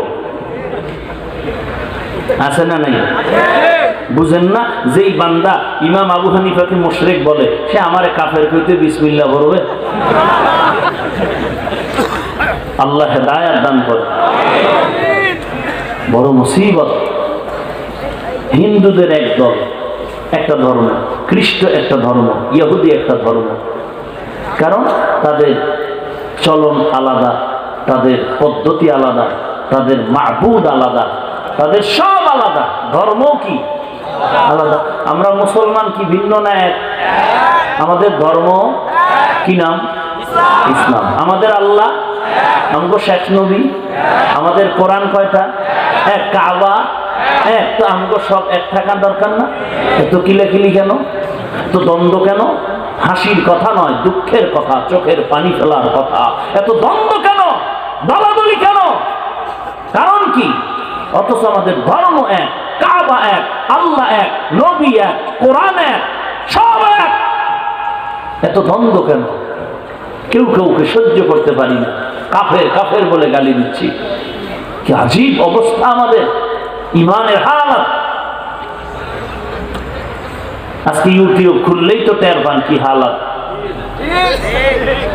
তো দুনিয়ার অন্যদেরকে কি বলবেন? আমার ঘরে আগুন লাগছে, এই আগুন নিভাবে কে? বাইরের আগুনের চিন্তা করে নিজের ঘরের আগুনকে নিভানোর চেষ্টা করি। আল্লাহ সবাইকে হেদায়েত দান করুন। আর রহমানির রহিম মালিক ইয়াউমিদ্দিন। প্রতিদান দিবসের মালিক আমার আল্লাহ। আমার আল্লাহ এমন মালিক, এমন রাজ্জাক, আল্লাহর মতো আর আল্লাহ নাই, তার ক্ষমতার মতো কারো ক্ষমতা নাই, তার গুণের মতো কারো গুণ তাওহীদ সিফাত। এত কিছু গুণ শুনিয়া দিলের মধ্যে আগ্রহ, বুঝেন নাই? এই যুবক ভাই, আপনি বিবাহ করবেন, ঠিক না? করবেন। এখন মাইয়া দেখছেন 6 বাড়ি, 6 বাড়ির 6 মেয়ে দেখেছেন বিয়ার জন্য, কিন্তু 6 বাড়ি কি বিয়ে করবেন? কয়জন?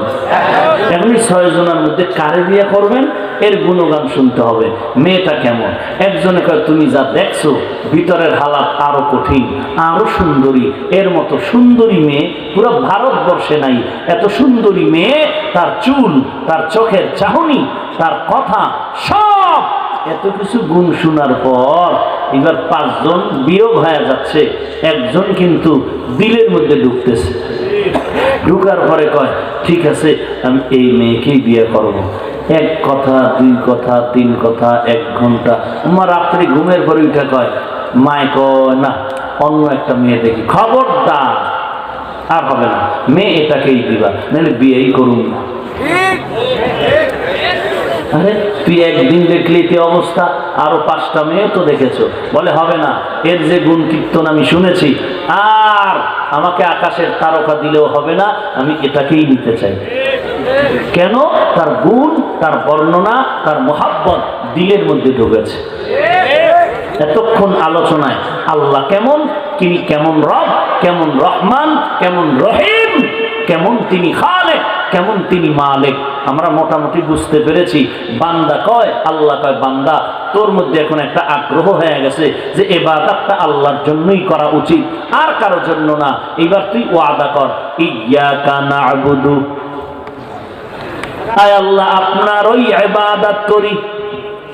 এতক্ষণ আল্লাহর সাথে মোটামুটি কথা হয়েছে, যা কথা হয়েছে পাক্কা ইরাদা হয়ে গেছে, ইবাদত তো আর কেউ পাবে না। কে পাবেন?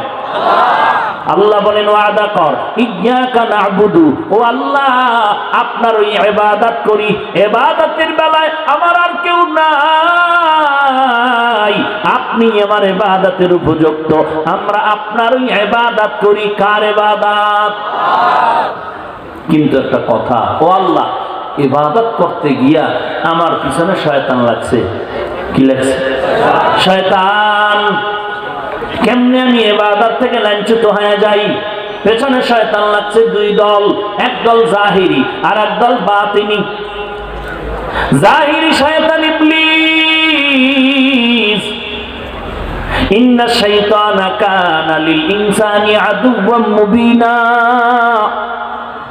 শয়তান হলো প্রকাশ্য দুশমন, ওর ভিতরেও এক দুশমন আছে, নাম কি বলে? নফস।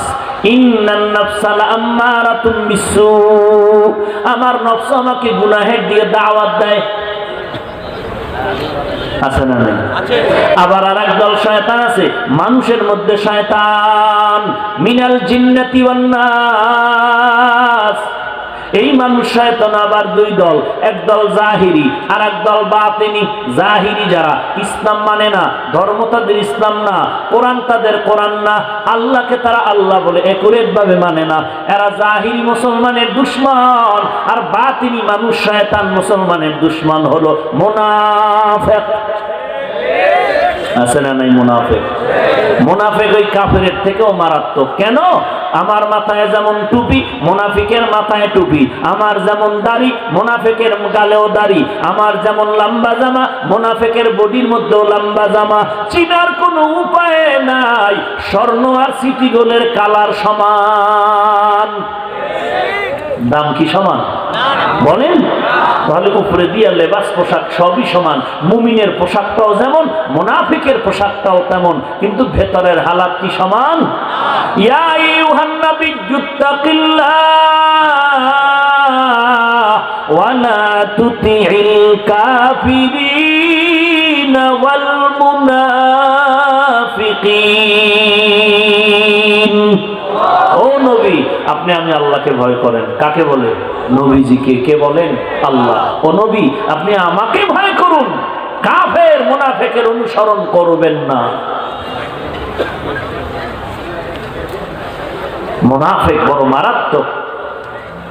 কেন মারাত্মক?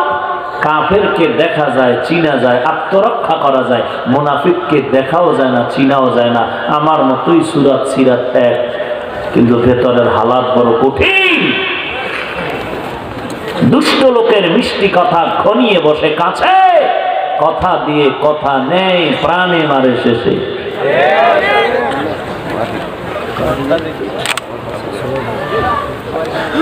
আল্লাহ সবাইকে হেদায়েত দান করুন। সামনে আগাবো।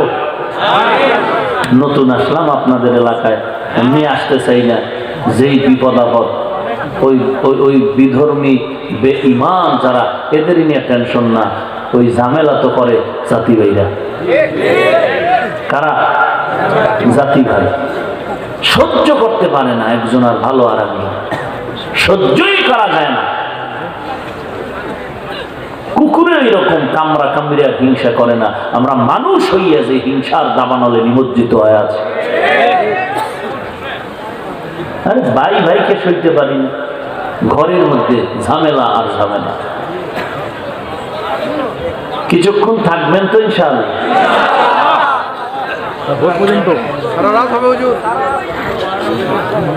মোবাইল বন্ধ রাখা যায় না? সারাটা দিন রাত বাথরুম বন্ধ, তো মোবাইল বন্ধ।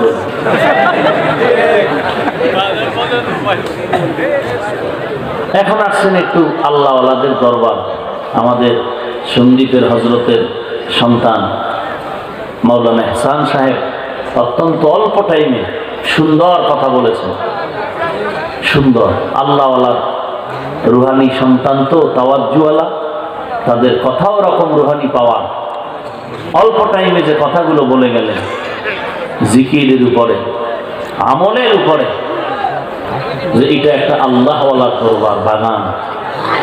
হ্যাঁ, আপনি চিন্তা করেন বাংলাদেশ থেকে কত মানুষ এখানে আসছে টাকা নেওয়ার জন্য, শুধুমাত্র এই বরকতি মজলিসের বরকত নেওয়ার জন্য।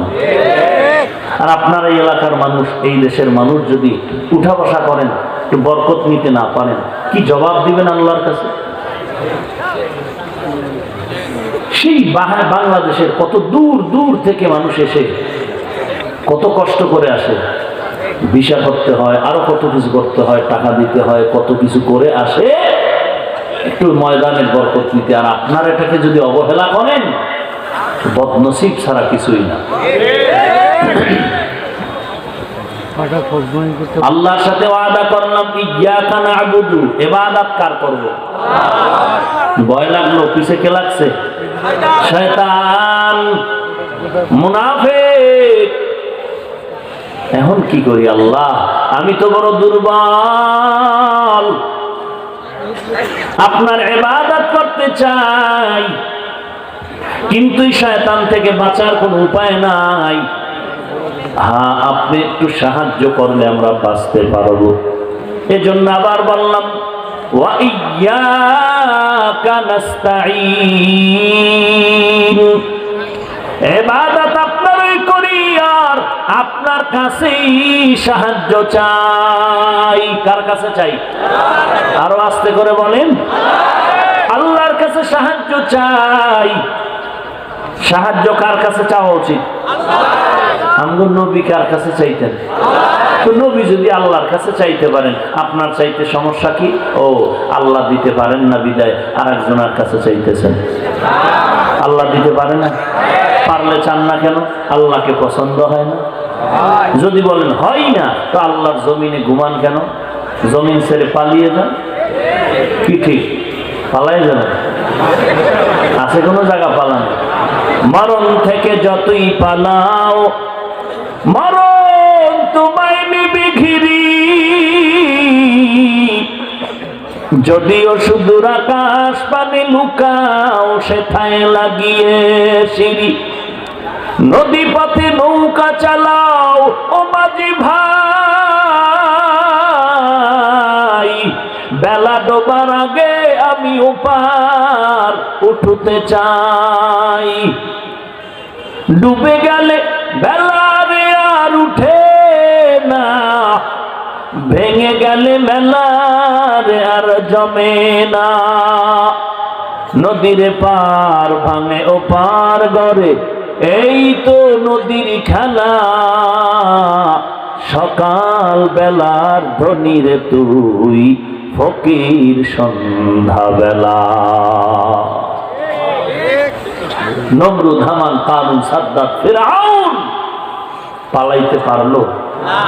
যেই নমরুদ দেয়া আল্লাহকেই মেরে ফেলবে রেডি হয়ে গেছে। কিতনা বড় বেঈমান যে আল্লাহরই রাখবে না, যে আল্লাহ এত কিছু করলো না, আল্লাহকেই রাখা হবে না, রেডি হয়ে গেছে, তীর তীর নিয়ে উপরে যাইতেছে, মাইরেই ফেলাই আল্লাহ। সেই বিশাল বড় বেঈমান নমরুদকে আল্লাহ সাইজ করার জন্য আসমানি কোনো বিশাল বাহিনী লেগেছিল? কি লাগছে? অসুস্থ মশা, সাথে জুতা মোবারক। কেমন রোগের কেমন ঔষধ! মশাই গিয়ে মিস কল দেয়, জুতার বাড়ি দিলে ঠান্ডা হয়ে যায়। নমরুদ কইরে জুতার বাড়ি জোরে দিবি, বেতন বাড়ায় দিব। যত বাড়ি জোরে বেতন বেশি। একজনে বাড়ি দিতে দিতে কয়, স্যার আমার কি ঘুম টুম খানা নাই, তো কি করা যায়? বলে আমি ঘুমাবো, খানা খাবো। বলে জুতার বাড়ি বন্ধ করা যাবে না, তো আর একজন কর্মচারী রাখেন। বলে রাখ, অল টাইম জুতার বাড়ি চলবে। তুই ঘুমাবি, আর একজনে বাড়ি দিবে, আবার তুই ঘুমাবি, আর একজনে বাড়ি দিবে। আমার মরণ যদি হয়, টেস্ট করার আগেও জুতার বাড়ি মারবি। দেখি যেমন তেমন কপালের ব্যাপার নাকি? সান কপালে কপাল, ভাগ্যের ব্যাপার। এই জুতা কার কপালে লাগে? আল্লাহ হেদায়েত দান করে। তাহলে সেই নমরুদকে ফিরআউন, যেই ফিরআউন নিজেকে খোদার মসনদে দাবিদার হয়ে গেল, আল্লাহ ধ্বংস করতে 1 সেকেন্ড লাগেনি। গাদ্দাফি গেল কই? সাদ্দাম সাহেব গেল কই? কাছের লোকটাই সাদ্দামের বিপদের কাল হয়ে গেল।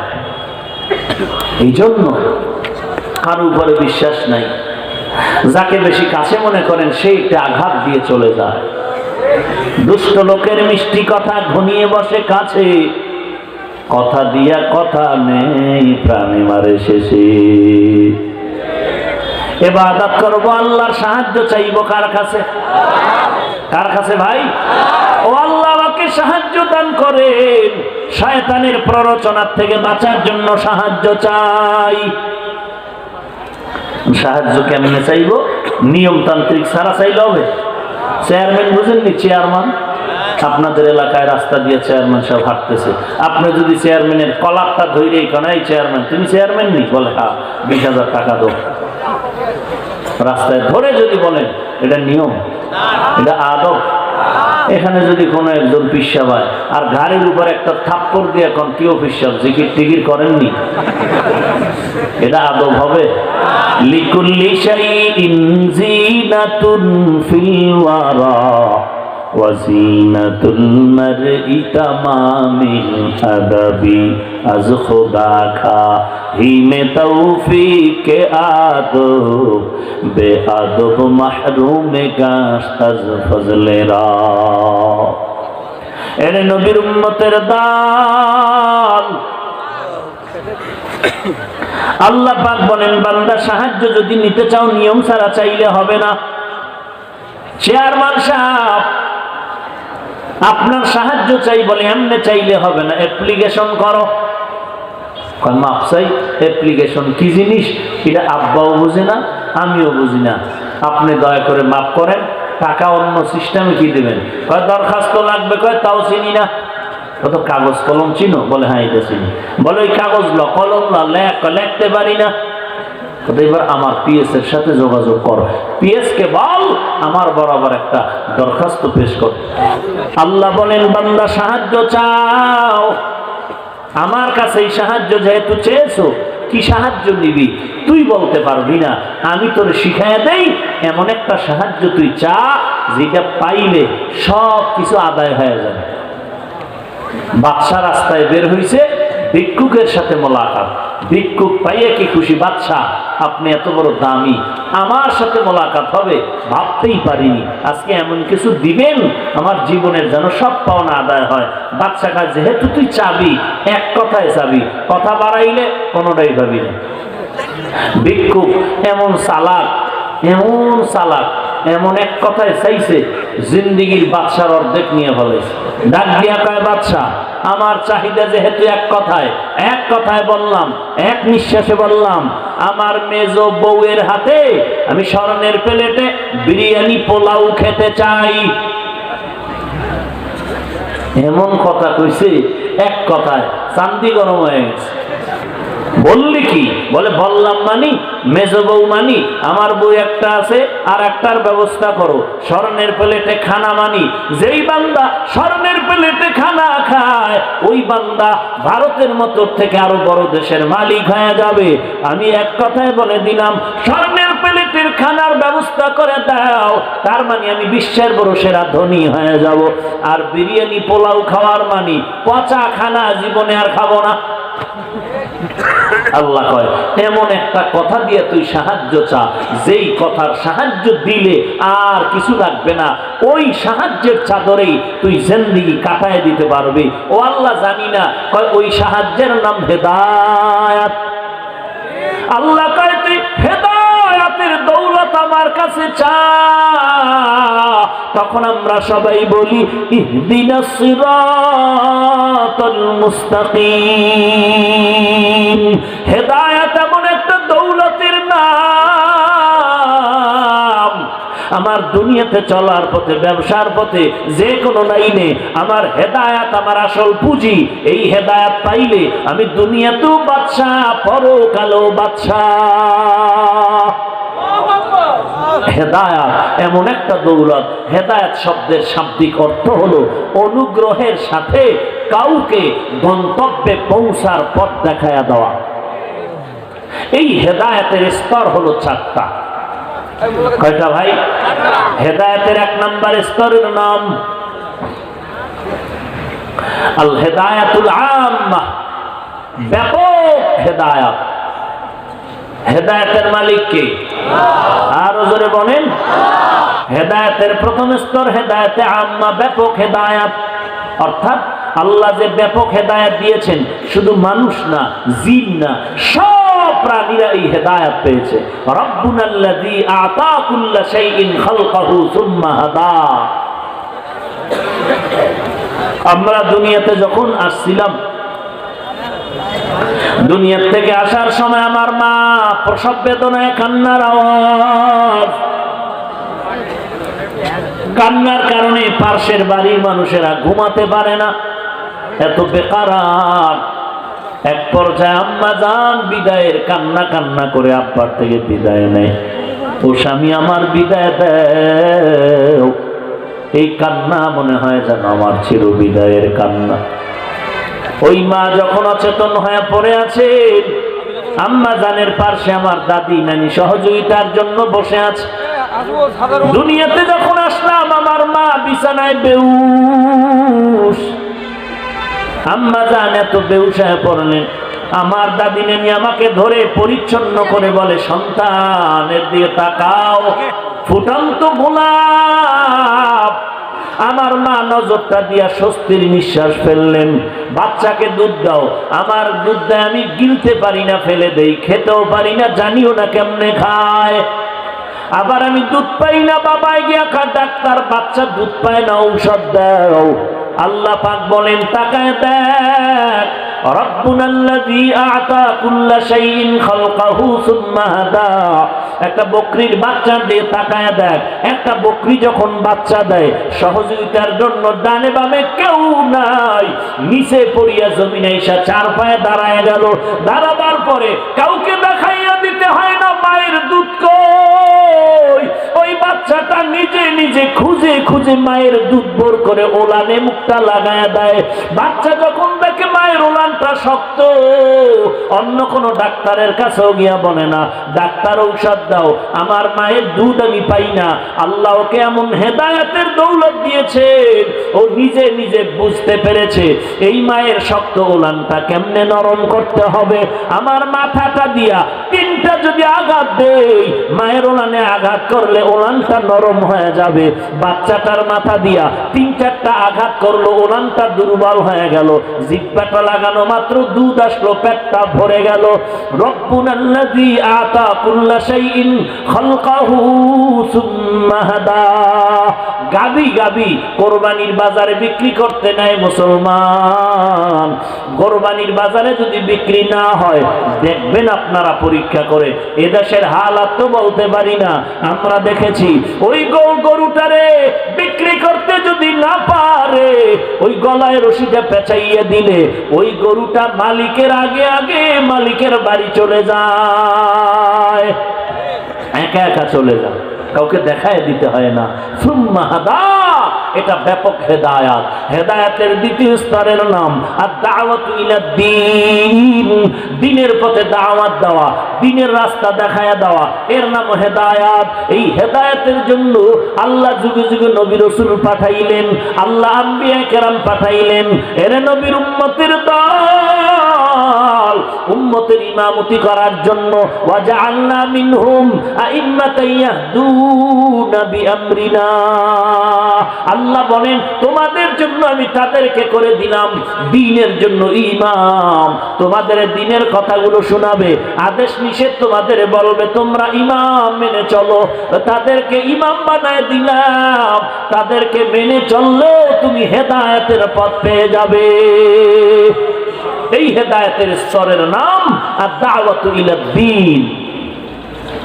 হেদায়েতের 3 নাম্বার স্তরের নাম হলো তৌফিক।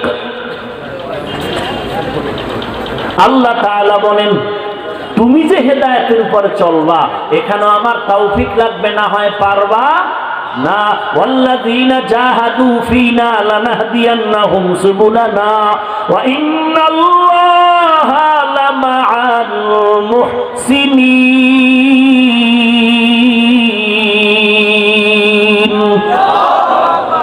যারা চেষ্টা করে হেদায়েত পাওয়ার, আমি আল্লাহ রাস্তা খুলে দেই, একটা না অনেক রাস্তা খুলে দেই। লানাহদিয়ান্নাহুম সুবুলানা, এর নাম হলো আমি হেদায়েতের পথে চলার তৌফিক দান করি। লানাহদিয়ান্নাহুম সুবুলানা আয় লানুবাসসিরান্নাহুম তুরুকানা, এর নাম তৌফিক। হেদায়েতের 4র্থ স্তরের নাম হলো ইরশাদ ইলাল জান্নাহ, জান্নাতের মধ্যে পৌঁছাইয়া দেওয়া। এই ক্ষমতা কার? আরো জোরে বলেন। সাইয়াহদিহিম ওয়া ইউসলিহু বালাহুম, আল্লাহ বলেন আমি তাদের হেদায়েত দিয়েছি এবং গন্তব্যে পৌঁছায় দেওয়ার জিম্মাদারি নিয়েছি।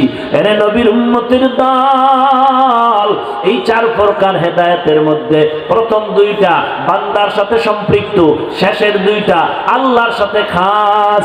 এরে নবীর উম্মতের দল, আল্লাহ পাক রব্বুল আলামিন হেদায়েতের বাণী শুনায় দিলেন। আমরা হেদায়েত চাই আল্লাহর কাছে। ইহদিনাস সিরাতাল মুস্তাকিম, এই দোয়াটা আমরা যে পড়ছি, কোথায় বের পড়ছি? খানার সময়? কোন সময়?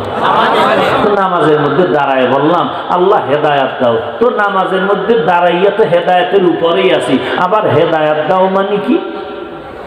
আব্দুল্লাহ ইবনে আব্বাস রাদিয়াল্লাহু তাআলা বলেন এর মানে হইল হেদায়েতের উপরে তো আছি ঠিক, কিন্তু বিচলিত হয়ে যেন না যাই, লাইনচ্যুত হয়ে যেন না যাই, মজবুত হয়ে অটল হয়ে যেন থাকতে পারি, তৌফিক দান কর।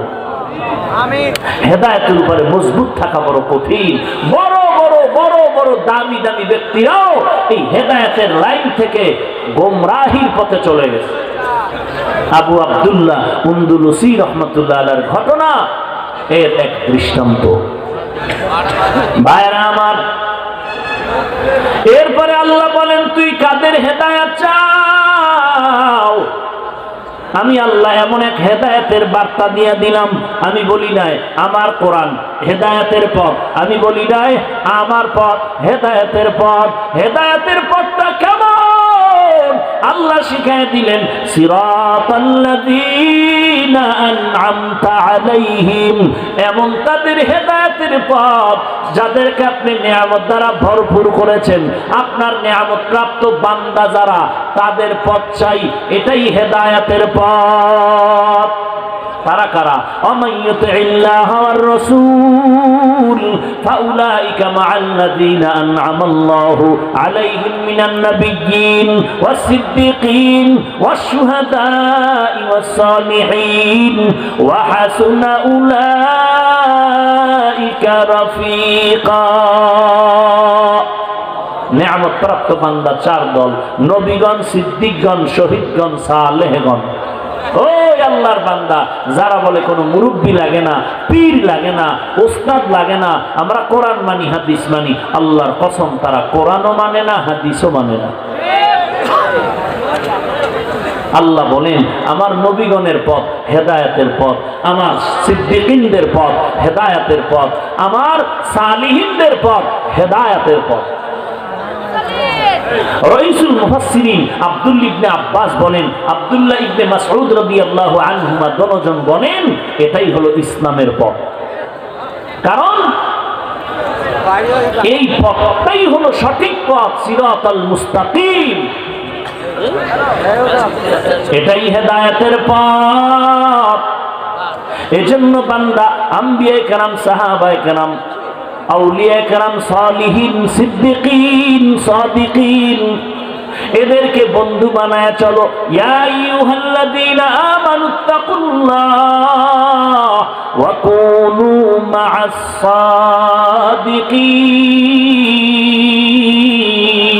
সাদিকিন। আল্লাহকে ভয় করো, সত্যবাদী আল্লাহর প্রিয় বান্দাদের বন্ধু হয়ে আমল করো।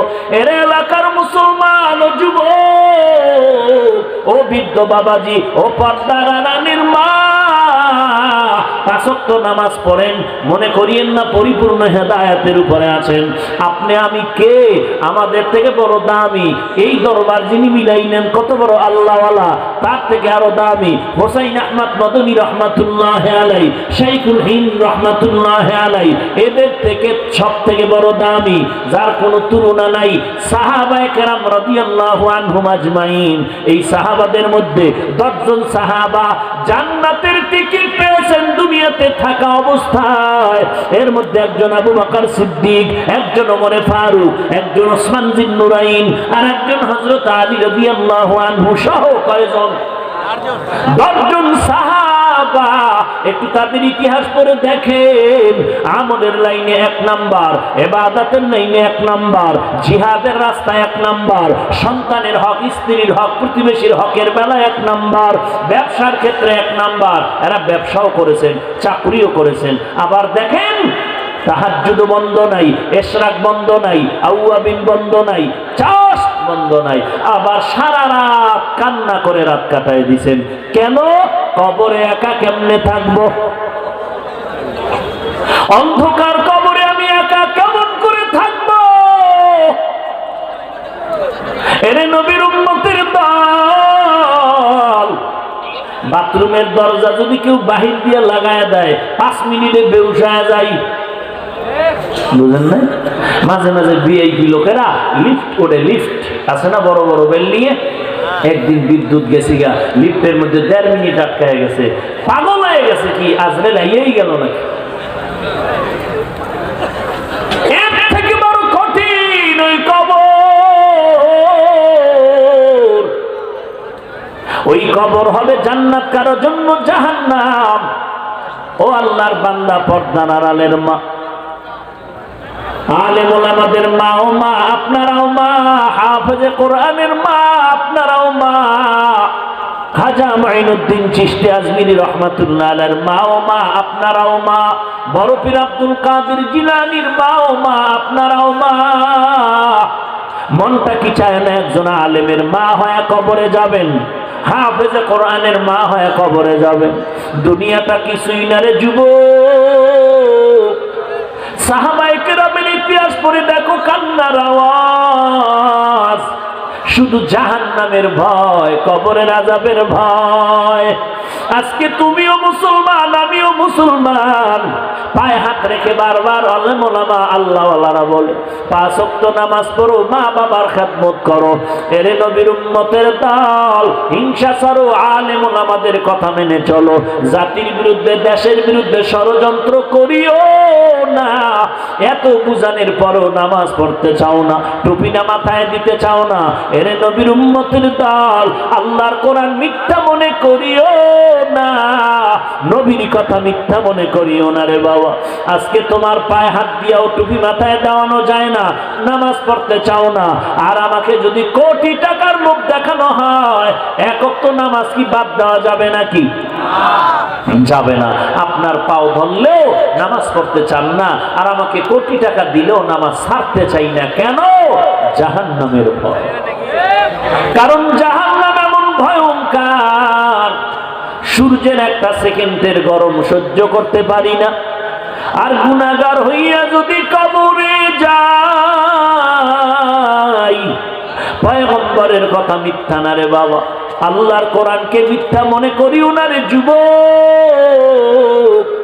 1 জাররা পরিমাণ গুনাহ নিয়ে যদি কবরে যাও, আল্লাহর নবী বলেন ওই কবরের 2 পার্শ্বের মাটির এমন চাপ, পাথরের হাড় চুরমার হয়ে যাবে।